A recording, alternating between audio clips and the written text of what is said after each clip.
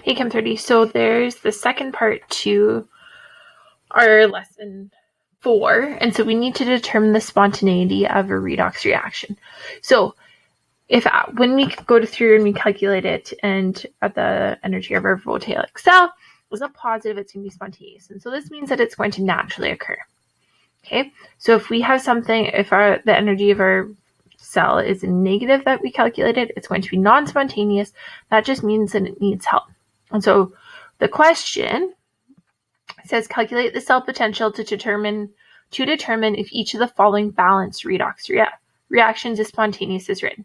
If the reaction is non-spontaneous, then write it again, but this time as a spontaneous reaction. So all you're going to do is switch the reactants and the products for this to make your non-spontaneous reaction, there's only one of them, turn it into a spontaneous one. Okay, so the reaction that we have here, what we want to do is we're going to separate it into the two different ones that we have.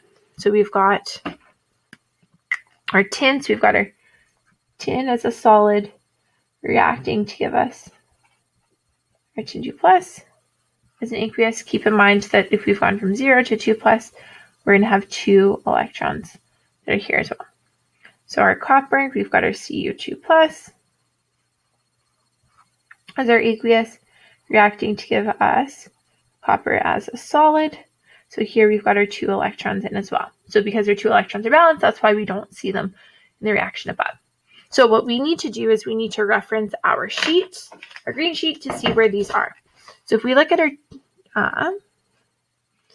if we look down, we've got our tin 2 is right here, and we've got our copper 2 is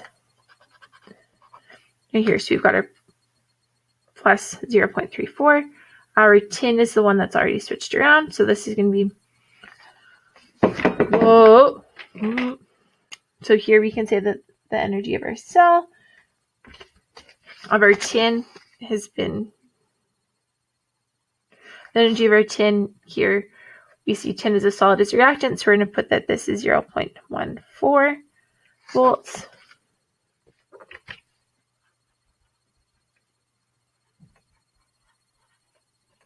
Volts there.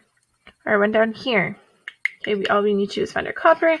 Because it's written exactly as is, we can go our plus 0.34 volts. Whoops, this gets, no, that stays the same. And our other one got switched around. So the energy of our cell is, okay, so all we need to do is we're going to add these up. So we've got our 0.14 volts plus our 0.34 volts is going to give us a total of 0.48 volts. Again, this is positive, so this is going to be a spontaneous reaction. If you have questions, let me know.